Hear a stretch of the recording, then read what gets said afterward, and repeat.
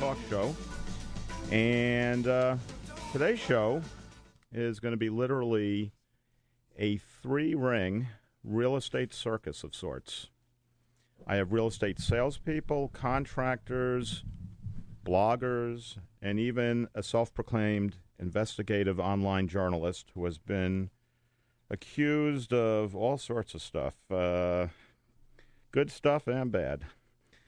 So she's going to be on first. So without further ado, we will get right into it. Our numbers today for call-ins are 866-338-9663. If you're listening to us streaming at revolutionboston.com. In Boston, the local line is 617-237-1234. So our first guest is calling in from the West Coast. Her name is Crystal Cox. She's an online investigative blogger, as she calls herself. Crystal, are you there? Yes, I'm here. Okay, wonderful. So where are you going to? Is it Washington State or Oregon? I'm licensed for real estate in Montana. I'm currently in Washington right now, but I'm a Montana resident. Okay, so in your own words, how would you best describe your vocation? Well, right now I'm a real estate advocate, and I spend most of my time doing that. But I make a living selling nutritional supplements, kind of advertising on my sites. But I mostly just speak out on things that affect real estate victims and corruption. I also want to do this because somehow I neglected to mention that I'm doing something a little different with the show today. Susan Pericini from Group Boston Real Estate had been on the show a few weeks ago and said it'd be great to come back and sort of be a guest host on your show.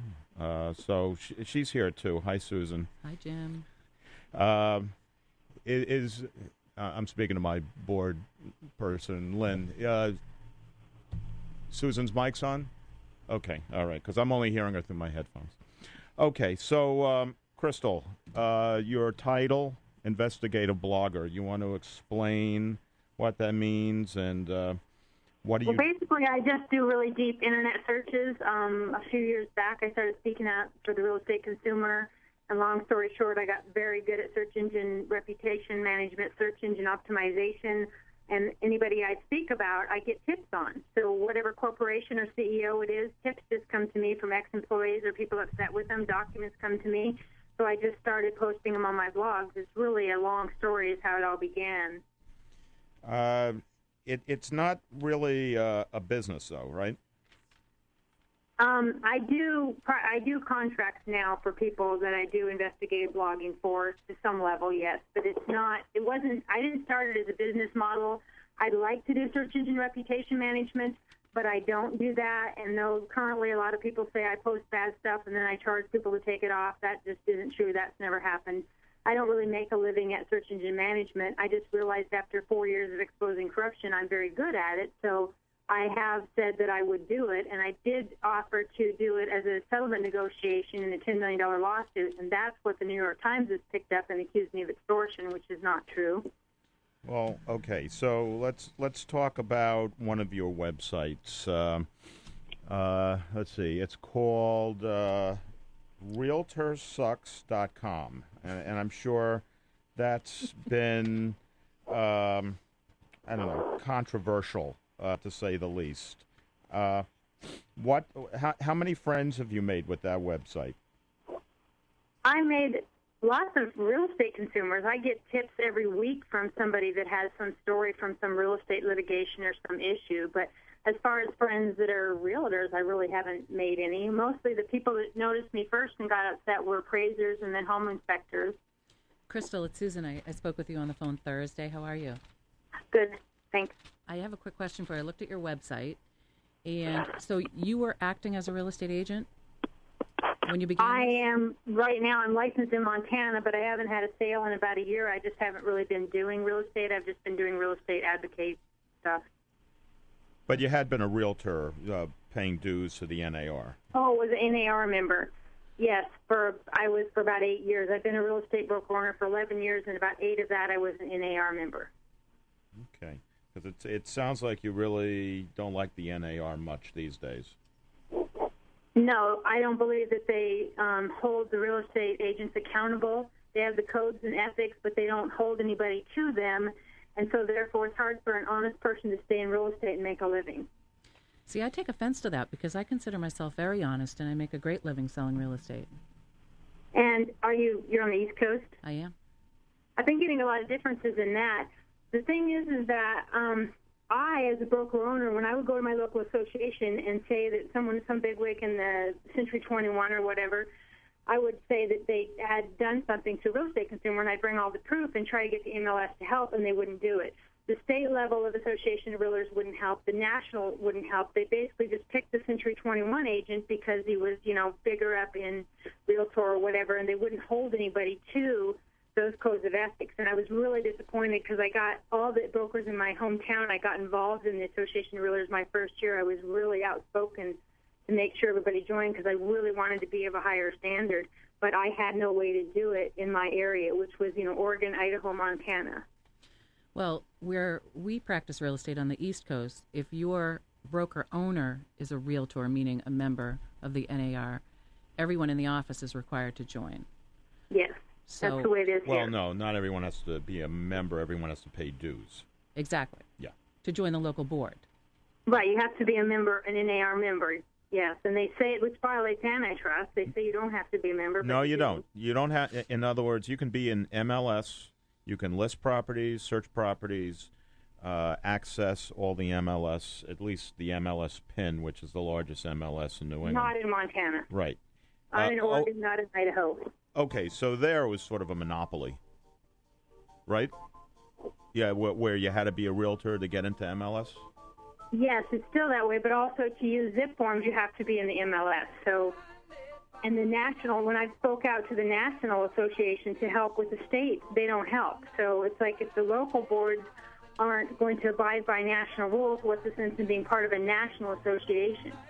I'll tell you what, we're gonna take a short break here. Again, the number is 866-338-9663 if you want to call in, and we're going to continue with our chat with Crystal Cox after this short break. It's Jim Lowenstern, AM 1510. In the dumps with the most as the adolescent bumps his way into his hair. With a boulder on my shoulder. You look and you look through neighborhood after neighborhood. You go up and down streets, into cul-de-sacs, and around every bend. Then one day you slowly pull up and finally see it. Your house. At Wells Fargo, we're with you when you're ready to find the house. In fact, we're with you in every stage of home ownership, from planning to purchasing to well after you own your home. Our free preferred payment plan service is a great example. You can automatically tie your payment schedule to your paydays. It's convenient and completely free. The program may even help you pay off your mortgage faster. Let us help you find the mortgage that fits your needs. Talk with a Wells Fargo home mortgage consultant today. We're ready to help and answer all your mortgage questions. Wells Fargo. Together we'll go far. Wells Fargo Home Mortgage is a division of Wells Fargo Bank N.A., equal housing lender. For more information, please contact your local Wells Fargo home mortgage consultant, Jason Bonarigo, at 617-363-4617. When you are searching for a new home, you want to be working with a realtor with years of experience, a professional with intimate knowledge of the communities that you are considering moving to, and someone who really wants to represent you as a buyer in what is probably the largest investment you'll ever make in your lifetime. Please visit us at castlesunlimited.com or call us anytime at 800-967-3561. Start your search anytime 24/7 at castlesunlimited.com, and a Castles Unlimited Realtor will get back to you just as fast as possible. Realtors, expert advice, and quick, informative information on all the listings, not only your local market, but information on properties for sale or rent anywhere in the world. Your Castles Unlimited Realtor is always there to help you with your next move, your next purchase, your next home, or commercial property sale. CastlesUnlimited.com and 800-967-3561. Find your way home with your favorite Castles Unlimited Realtor.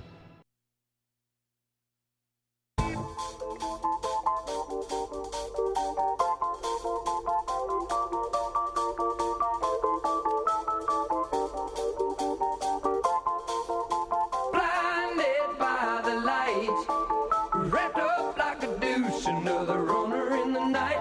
Blinded by the light, Welcome back.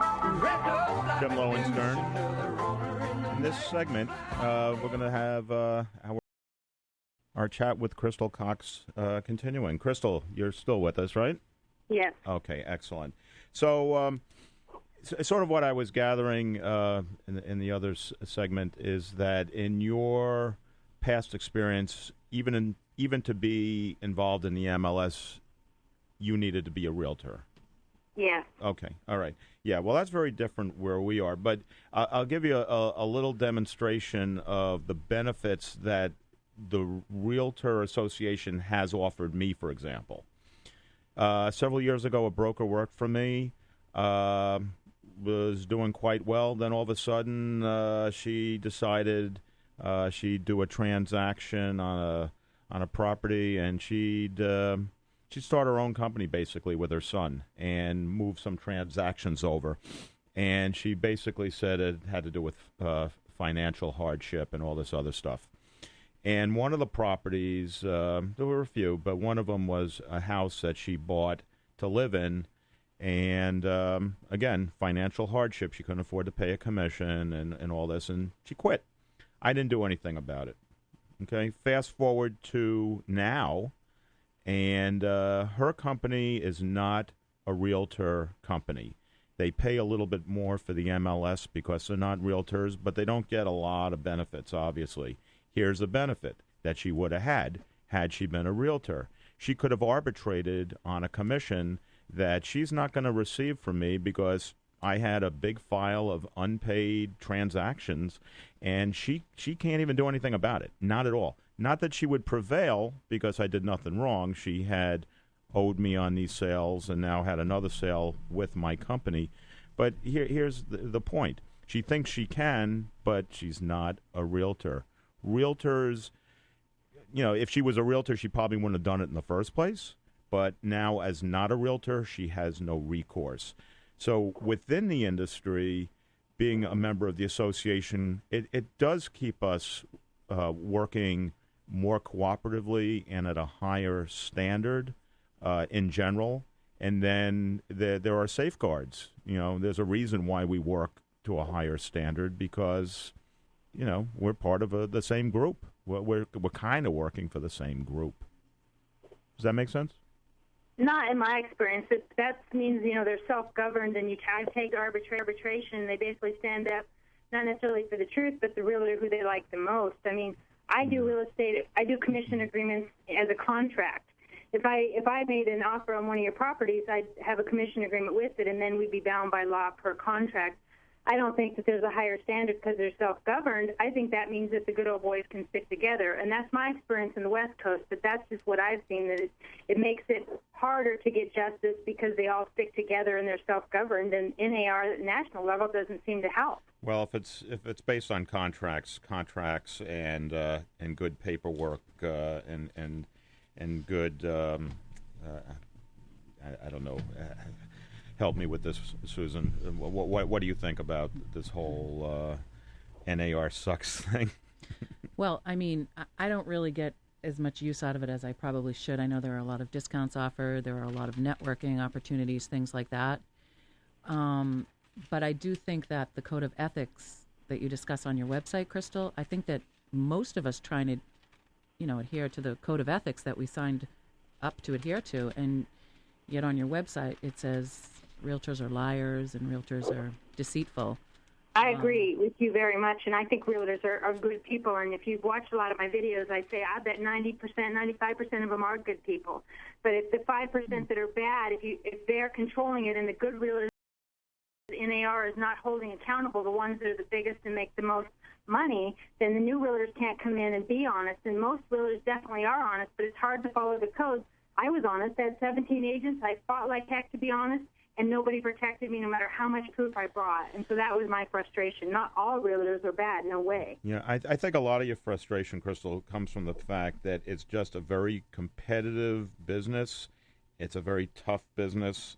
And, yeah, I mean, that's why sometimes people go with franchises, for example, because there's that... I never had no problem with competition. I had 40 listings a month. I had 20,000 in sales a month my first year.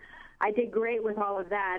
I offered less commission. I mean, I was really a go-getter. What I had trouble with was the other realtors that actually committed fraud and broke the codes, and I had no recourse. And maybe that's just the area of the states I was working in, but it wasn't a competition problem. It was my hometown, my home state. I had no problem getting business. Well, I actually watched one of your videos, and it was about your dual agency example, okay? And I found it to be really outdated as an example for you to put on your website in 2012.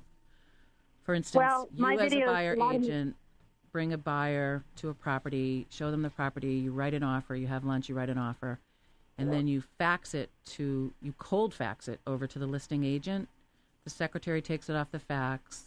The uptime broker's allowed to look at it, bring her client. What's a fax? I know.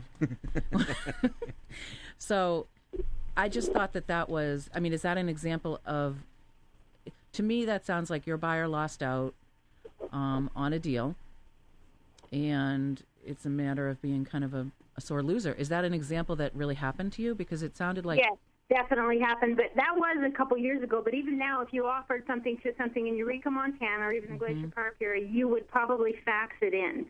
But that listing had been listed for 3 years. I faxed the offer in. There was a day and a half before Thanksgiving, and all of a sudden there was 3 offers. And yes, there was someone in the office that I witnessed it and told me what they did was they called and they got a whole bunch of buyers together. They got 2 buyers they'd been working with the last year, and then they put my buyer in third place. Happens all the time. Knowing what you know and being in the position you're in, why would you cold fax anything? Why wouldn't you just make an appointment to present it to the seller in front of the listing broker and ensure that your client gets the fair shake?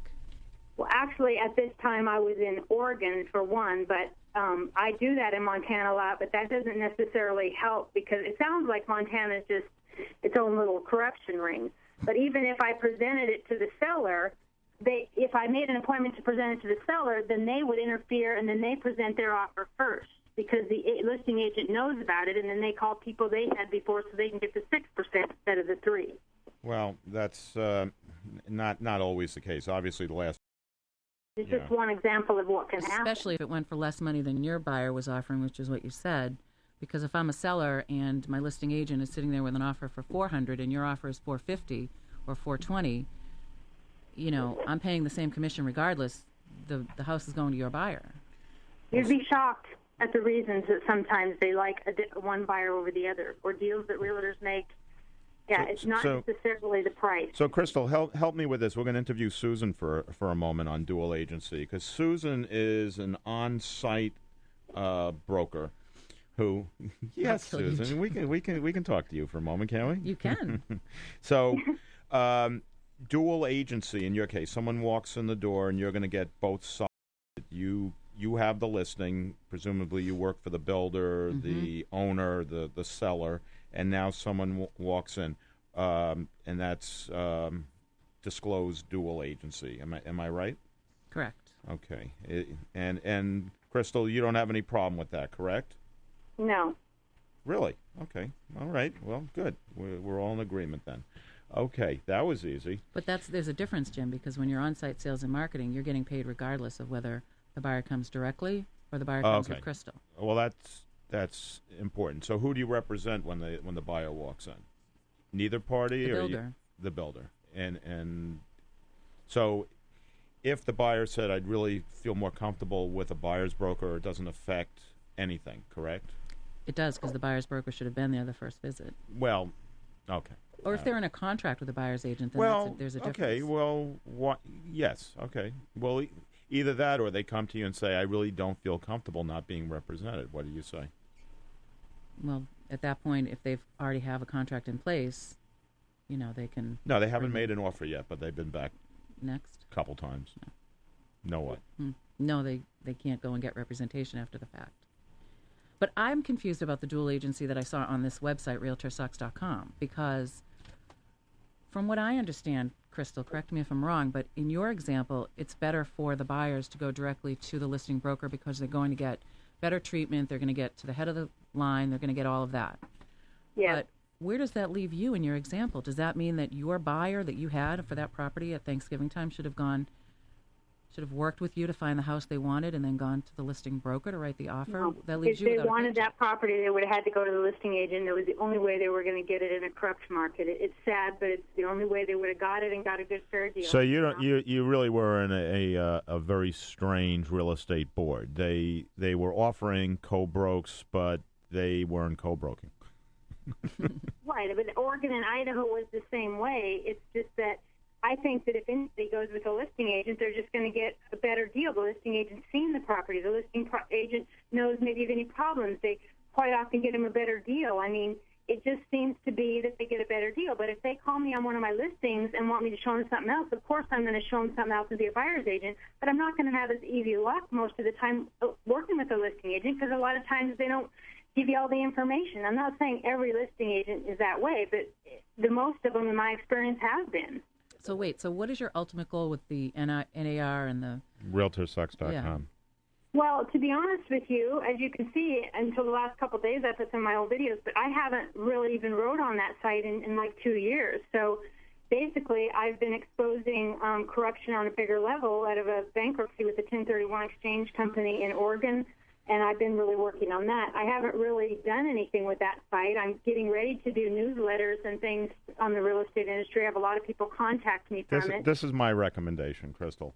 You've got some great ideas. I mean, your heart's in the right place. Your head's in the right place. It's just, I think your energy is misdirected. I mean, you've got this website. It's certainly provocative. But at the end of the day, I don't know what it has accomplished for Crystal. You know, I don't even know if it's really accomplished much for Stress and lawsuits, of course. What are you thinking? What's that? Stress and Stress and lawsuits, of course. Okay, so why don't you just have a static page and have like a letter to the public saying, you know, what your experience has been, and you know, you see another side of it now, and you know, realtors are hardworking people for the most part and honest, and take the site down. It's like I have videos of that. it's like the Berlin Wall. Take it down, Crystal. Well, I have tons of sites out there like realestateindustrywhistleblower.com and stuff that I don't think the Association of Realtors is honest and is helpful. I think their affiliations are bad. I think that people should sell without a realtor. You know, I don't think there's really any reason to use a real estate agent for protection. And if they're going to, the listing agent's the best protection. Non-franchise, non-NAR is best protection. I didn't used to believe that. I used to say, hey, if they're not in the MLS and NAR, they're not of a higher standard. There's thugs and thieves, and just get away from them. But my experience as an association member has been quite the opposite of what I thought it would be a decade ago. Well, this is what we're going to do. Crystal, I'm going to invite you onto the show again, and if you're in Boston, certainly come into the studio. We're going to go for a short break now. This is Jim Lowenstern. This is my radio talk show on WWZN AM 1510 in Boston. We'll be back in just a couple minutes.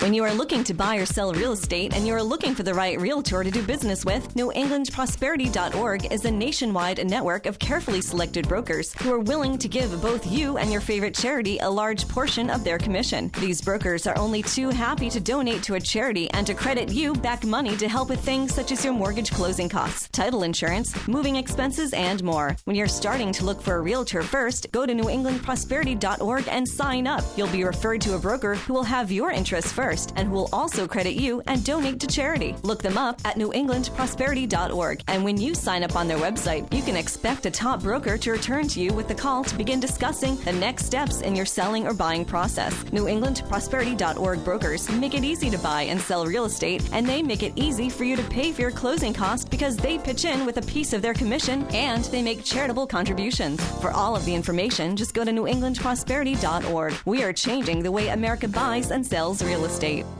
Is your home suffering from any sort of water damage? Are you in need of a proper roof replacement? If so, you need Capstone General Contracting. We specialize in water and fire restoration, roofing and siding, additions and remodeling.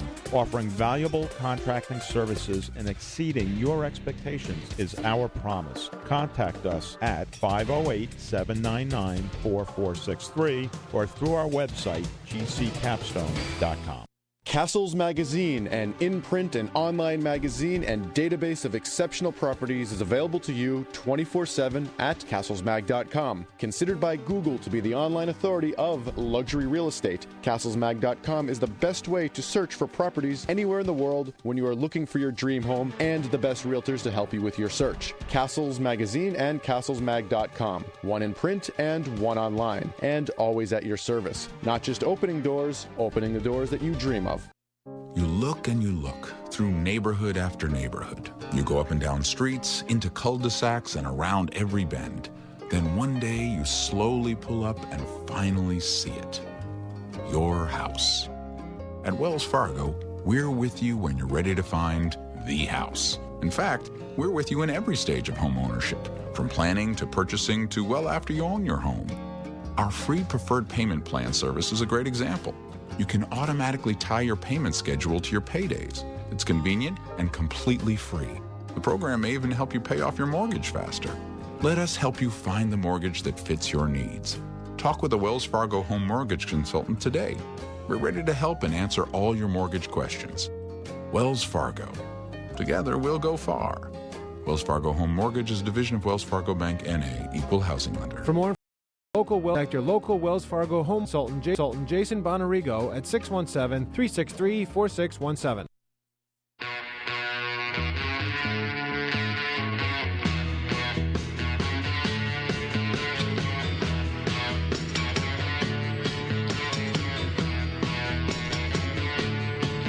You're back. We're back. Tim Lowenstern, and we are going to get satisfaction. So, Susan, that was quite a segment we just had. That was great. Any questions that we missed with Crystal this time around? Because we're definitely going to have her on the show again. Well, I can think of a lot of questions. I don't know if we have the time today. But It's not enough time, too many questions. Mm-hmm. We have Jennifer Athos, or is it Athos? I'm sorry. Jennifer, are you there? Yeah, it's actually Athos, like Athens. Athos, okay. And great. I can hear you just perfectly. And I have an understanding that you are a blogger, a real estate broker, a licensed contractor. Anything else? Are you a mom too? I'm a mom. She's a mom. I'm a wife. A wife. Couple Okay, so girlfriends. I would say what's the hardest job, but it's probably the wife part. Oh, it's the mom. Oh, the definitely. mom? The mom. Mom Of the part? mom. Okay, all right. So let's see. Contractor, broker. Are you a salesperson or a broker? I have my broker's license, but I work as a salesperson in Boston. Okay, you're a broker then. Yeah. I just saw broker all over the place, and Yeah. sometimes it's just used interchangeably in Massachusetts for some reason. But as a blogger, you work for the Boston Herald. Right. And I've been doing it for about a year. So I have a blog on the Boston Herald website, and I column every Friday in the business section, which has been really, really great. Really, really great. In the great paper. experience. In the print version. Exactly. It's print. The column is print and online. So.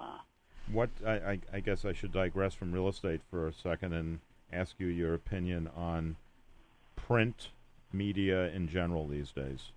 I just think it's very expensive, Mm-hmm. and for me personally, I read all practically everything online, unless I'm in in an office waiting or at someone's house or at a listing where they actually get the newspaper delivered.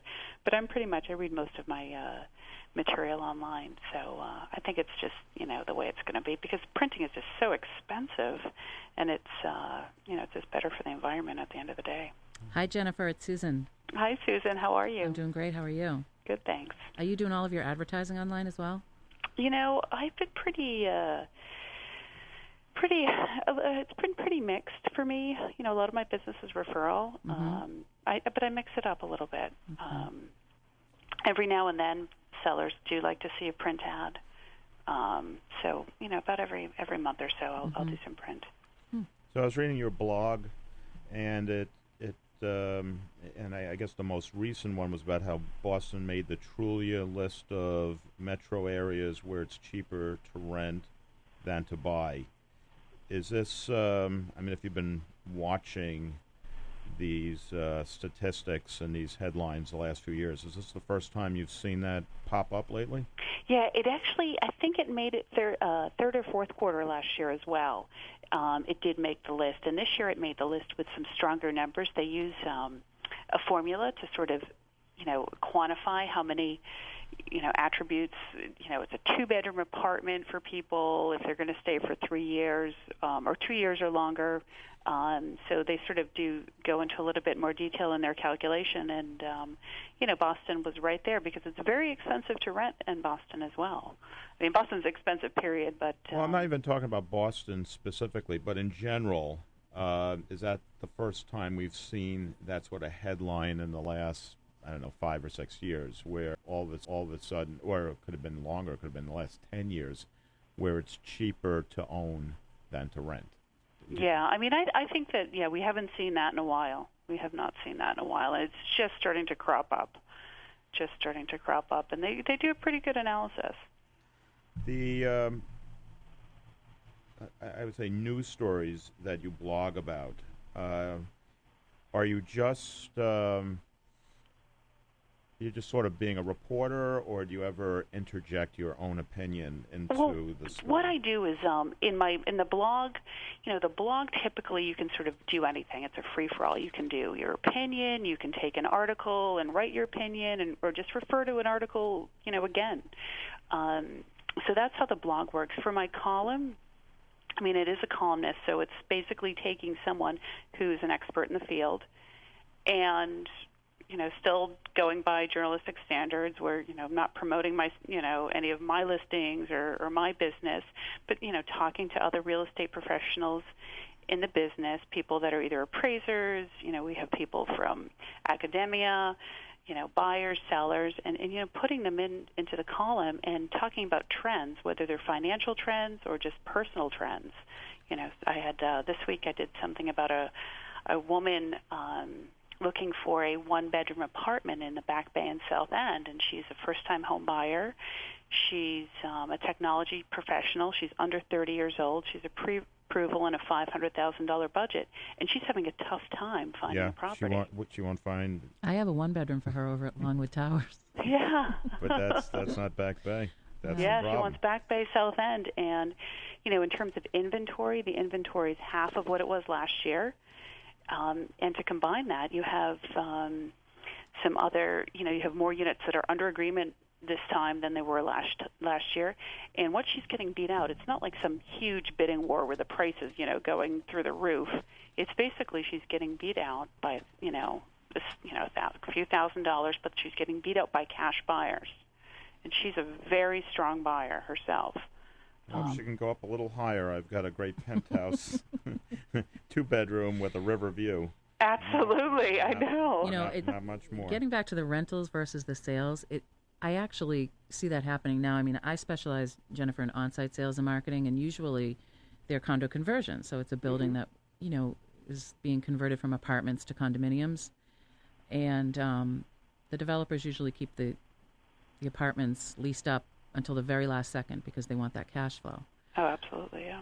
But historically, if I've brought a buyer, especially a cash buyer, which I've been getting a lot of, to the developer, they'll do anything to bounce that tenant out of there and sell that condo. And now I'm finding that it's almost the opposite. You know, unless it's a full price cash offer, no contingencies, they'd rather keep the tenant in place. Yeah, I mean, it depends. I think a lot of, you know, I think they think the prices are going to go up again. Mm-hmm. That's what I think. I think that's part of it, but I and think the rents are going up, so they win regardless, right? Mm-hmm. They win regardless, but what they want to show, I think what they want to show their lender is, listen, I have a fully rented place, you know, these are my numbers, these are my cap rates, so you know what? when they want to go get money for their next project, they can do it quickly instead of sort of explaining to the bank, oh, we're going to sell this and we're going to rent this. It also tells a story because the financing has been very, a lot easier for people if you present a rental scenario as opposed to a condo scenario. So I think that has something to do with it, too. So Jennifer, you wrote about Wayne Johnson and Marblehead, and I'm sure that's a story that a lot of people have heard about. You didn't offer a comment in your blog, but I'd like to get your opinion on it. He had a permit to build a house. He built the house. He was in court for I don't know how many years, and land court told him he had to tear the house down. Unbelievable. I mean, you sort of, this is like everyone's worst nightmare. Well, I have two houses that I basically had sold right now in Newton, and the neighborhood is flipping out on the builder, saying he doesn't have a right to build it, even though he has permits, and the foundations are in already. So, what's going on? Did you investigate anything into that and find out why that could even happen? Well, I think it's basically, at the end of the day, it sort of brings in the whole air right situation and the level, how height and the height restrictions. And in a lot of residential areas, there aren't a lot of height restrictions that are set in stone.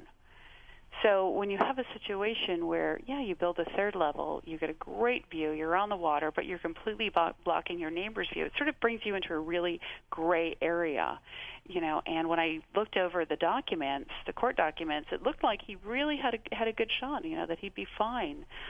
And I don't, to be honest with you, I don't know why he lost. It's not the first time I've heard this, though. There was one in Needham probably about 15 years ago. It was like an office building near Town Hall, and they made him tear the top floor off. It just said, we made a mistake. You had a permit, but you can't have a building within 100 yards of Town Hall that's taller than Town Hall. Yeah, it's a really tough thing now. And you also have, he had neighbors that were just, whether it was personal or whatever, they were fighting the fight until the end. They didn't just say, okay, let's sell. It probably cost them more to fight the fight than it would, if they had sold their house and their view was obstructed and whatever the loss would have been. You also have people that just sort of, or take it's things just a very good personal. lesson to get to know your neighbors really well before you start building. Absolutely. And I think that this happens a lot, too, in California, where you're having all these, gigantic homes. And where do you go? Because they are in such small lots. You go up.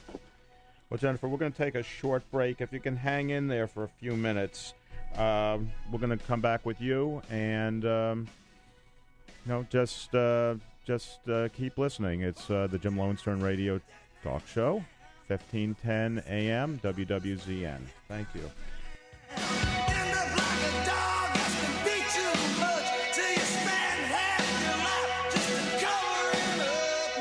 You look and you look through neighborhood after neighborhood. You go up and down streets, into cul-de-sacs, and around every bend. Then one day you slowly pull up and finally see it. Your house. At Wells Fargo, we're with you when you're ready to find the house. In fact, we're with you in every stage of home ownership, from planning to purchasing to well after you own your home. Our free preferred payment plan service is a great example. You can automatically tie your payment schedule to your paydays. It's convenient and completely free. The program may even help you pay off your mortgage faster. Let us help you find the mortgage that fits your needs. Talk with a Wells Fargo home mortgage consultant today. We're ready to help and answer all your mortgage questions. Wells Fargo. Together, we'll go far. Wells Fargo Home Mortgage is a division of Wells Fargo Bank, N.A., equal housing lender. For more information, please contact your local Wells Fargo home mortgage consultant, Jason Bonarigo, at 617-363-4617. When you are looking to buy or sell real estate and you are looking for the right realtor to do business with, NewEnglandProsperity.org is a nationwide network of carefully selected brokers who are willing to give both you and your favorite charity a large portion of their commission. These brokers are only too happy to donate to a charity and to credit you back money to help with things such as your mortgage closing costs, title insurance, moving expenses, and more. When you're starting to look for a realtor first, go to NewEnglandProsperity.org and sign up. You'll be referred to a broker who will have your interests first and who will also credit you and donate to charity. Look them up at NewEnglandProsperity.org. And when you sign up on their website, you can expect a top broker to return to you with the call to begin discussing the next steps in your selling or buying process. NewEnglandProsperity.org brokers make it easy to sell real estate, and they make it easy for you to pay for your closing costs because they pitch in with a piece of their commission and they make charitable contributions. For all of the information, just go to NewEnglandProsperity.org. We are changing the way America buys and sells real estate.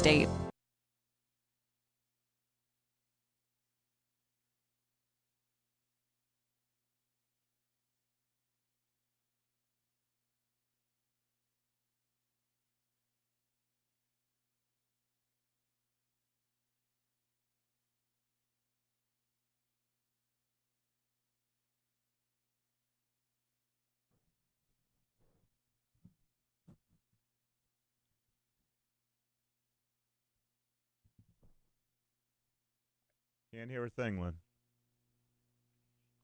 Hi, this is Jim Lowenstern. Welcome back.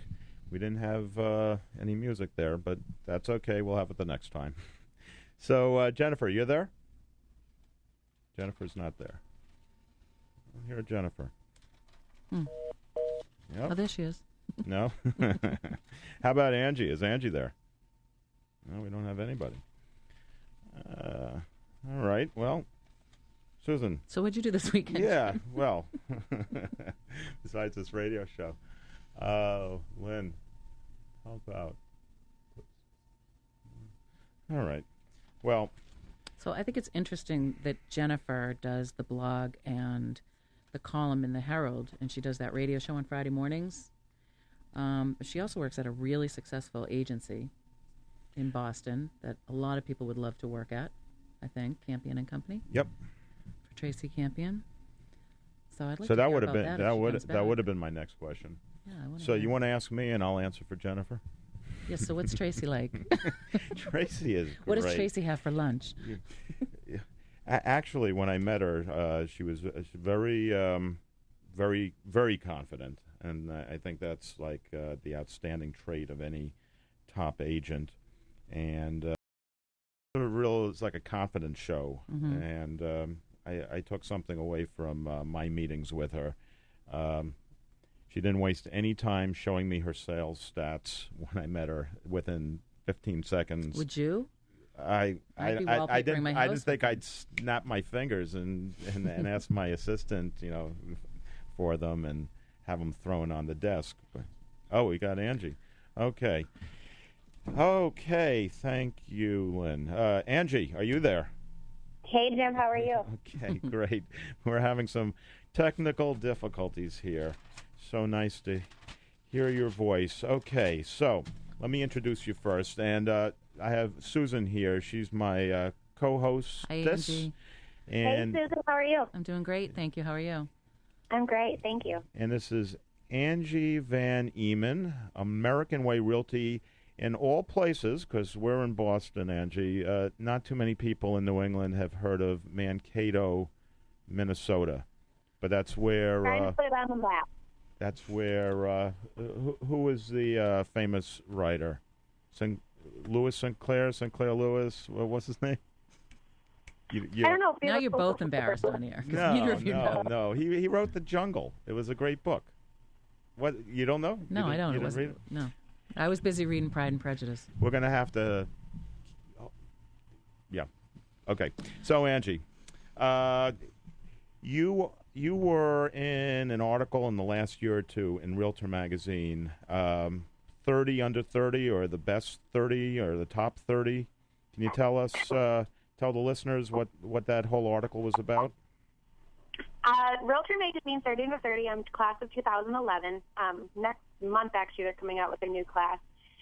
Basically what it is every year the National Association of Realtors, who publishes Realtor Magazine, choose 30 agents across the nation under the age of 30 for kind of just being innovators and kind of changing the game of real estate. So I applied. That was pretty cool. Now, what were the criteria to be chosen? Good question.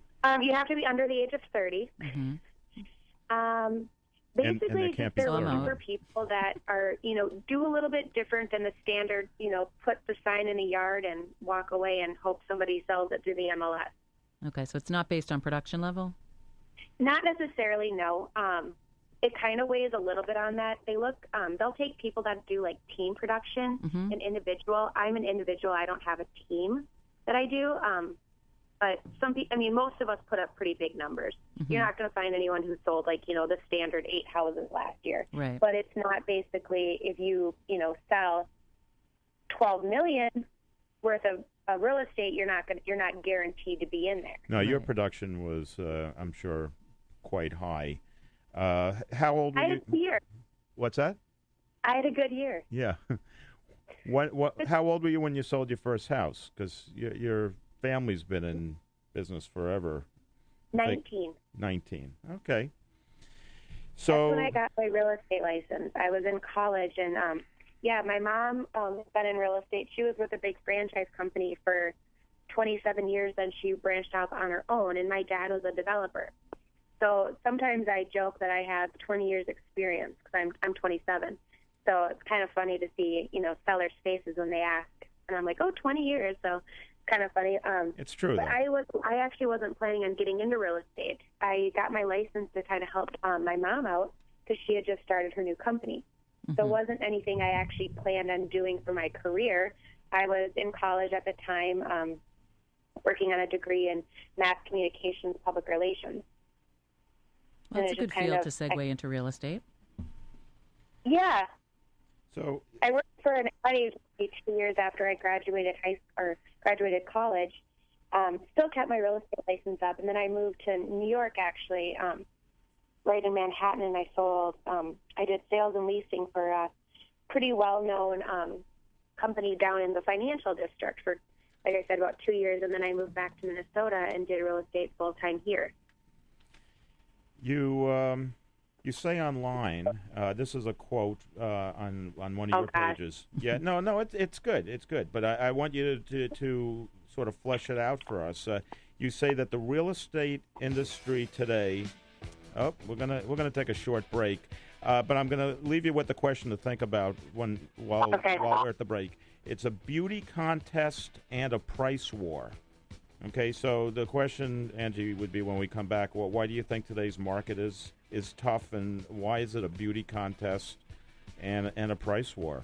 So, all right. So hang in there. We're going to come right back. This is Jim Lowenstern. It's going to be a very short break, and then we're going to be back on with Angie Van Eman. This is 1510 a.m. in Boston. Revolution Boston.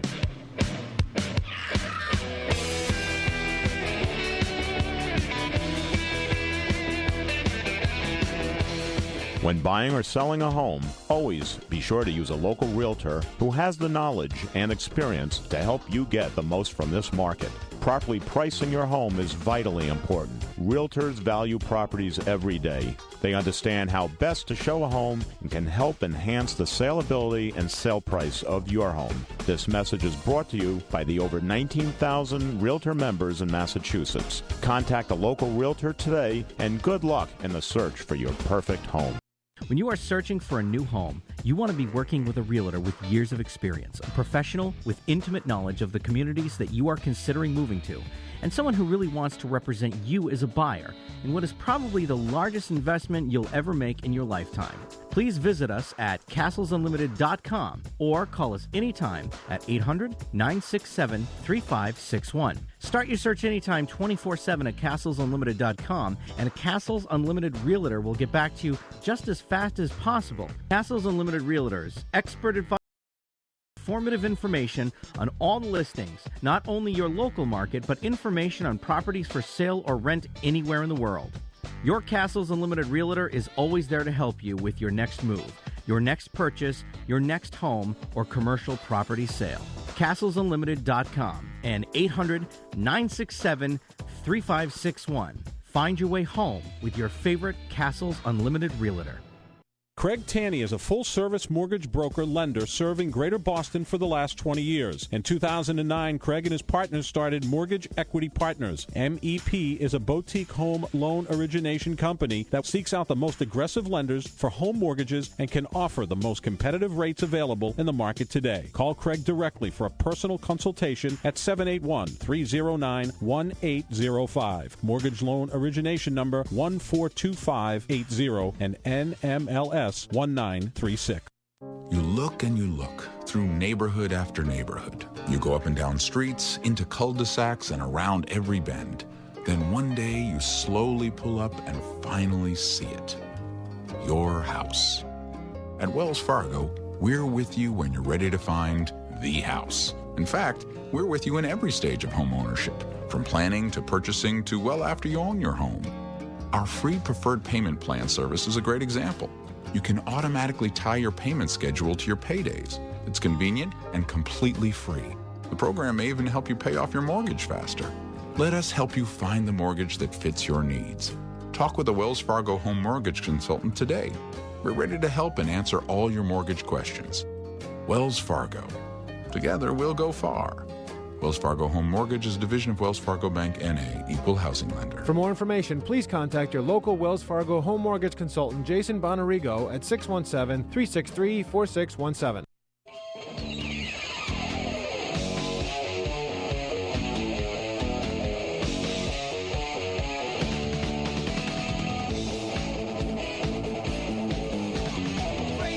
I've never appreciated music so much.